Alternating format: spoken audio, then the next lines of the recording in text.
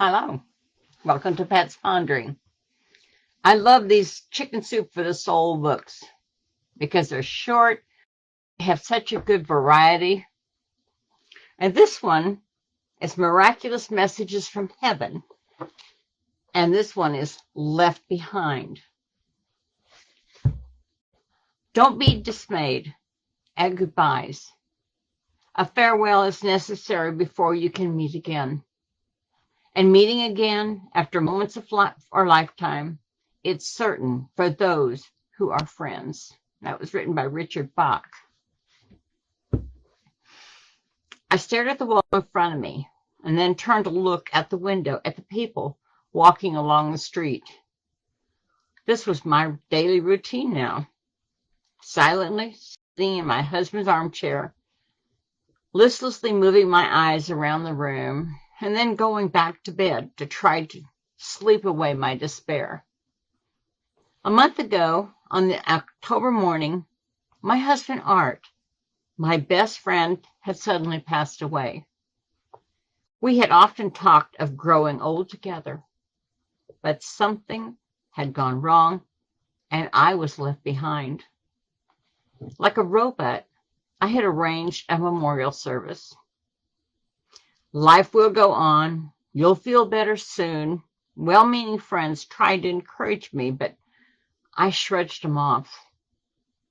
How could they know the hopelessness that I was facing? I was alone.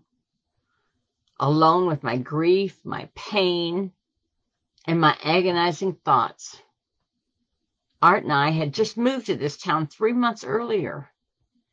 I had not yet had an opportunity to make friends. I didn't even know my neighbors. A few days after Art's death, I called one of my best friends. Even though Gina and Ron lived an hour away, they came right over. Please help me pack Art's stuff. I sobbed. And would you take it with you? Keep what you would like and give the rest away. Why don't you wait until you feel a little better, Gina advised. It's too soon to give his things away. No. I can't face looking at it. It hurts too much. I pleaded. There was no way I wanted to let them know that I also wanted to give my stuff away since my life was over too. After Gina and Ron left, I slumped into an armchair next to a side table where Art's photo was prominently displayed. Pain shot through my heart as I stared at it. Then ever so slowly, I turned the picture over. I couldn't tolerate the pain of seeing his smiling face when I had no hope of ever seeing him again. One day I decided that I should go down to the beach. At least I would see people instead of sitting alone at home. Slowly I trudged the 10-minute down the hill and began to walk along the promenade. People passed me, arm in arm, hand in hand, talking, laughing, and enjoying themselves. Everyone seemed to have someone. Everyone except me. So with a wounded heart, I quickly fled back home. Another day, I went to the mall to buy some groceries. There, my heart took another dive. The stores were decorated for Christmas, and there were shoppers everywhere. How could I face Christmas without my beloved Art? Why even bother putting up a tree? When Ron and Gina invited me to spend Christmas Day with them, please, they urged, we'd love to have you. I quickly declined. Joining in their Christmas festivities without Art would tear my heart apart even more. I could not tell them that I was slowly dying inside. And probably in a few weeks, there would be another memorial service. Mine. However, Christmas Day changed my life forever. That morning, I woke with a start. There stood my Art in the doorway of our bedroom, whole, healthy, alive. Inga, he called, looking at me tenderly. Overjoyed to see him again, I bolted upright, ready to jump into his arms. But at that precious moment, Art disappeared, leaving me wide-eyed in wonder and shock. Was he real? Was it a vision? I sank back into the pillow in despair, my eyes filled with tears, dreading the new day. How I missed him. Just then a Bible verse I had read came to me. I am the resurrection and the life. He who believes in me will live, even though he dies. And whoever lives and believes in me will never die. That was from John 11:25-26. Suddenly it felt like a curtain was removed from my eyes. Art was alive in the beyond, waiting for me to join him when my time was up. A wave of hope washed over my anguished spirit, raising me from the grave of grief.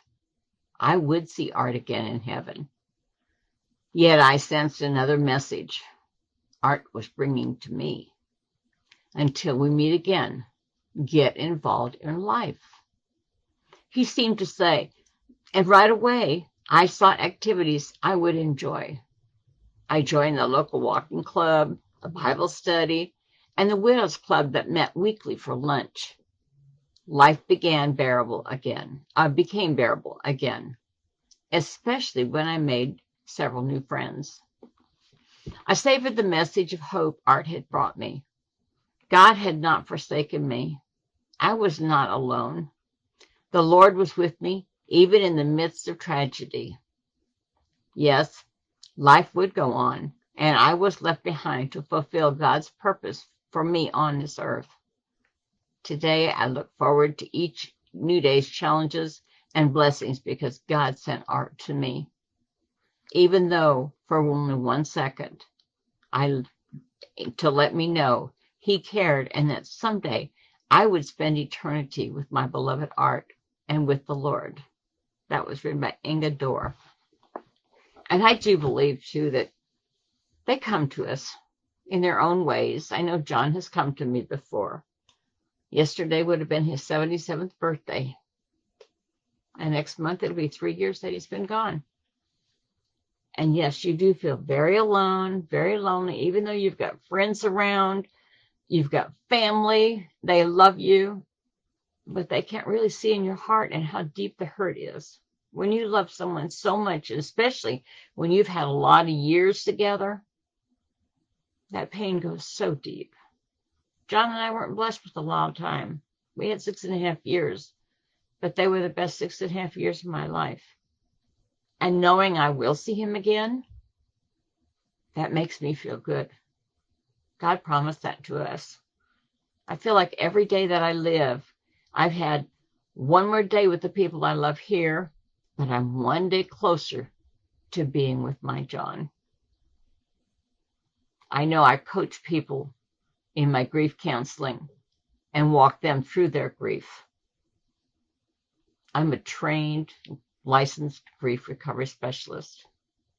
One gift I will give you today is that if you would like to have a free 30-minute conversation, no charge, no obligation, just to talk, go to my website, www.patackleroth.com/conversation, and you will get scheduled for a free 30-minute conversation. We can talk about whatever you want. It's an open invitation anytime you want to do it. But know that you're going to be with your loved one again. We miss them. We love them. But we know that we're going to be with them again. I hope you have a great day. And always remember, we'll see them again. Pat's pondering for today. Thank you.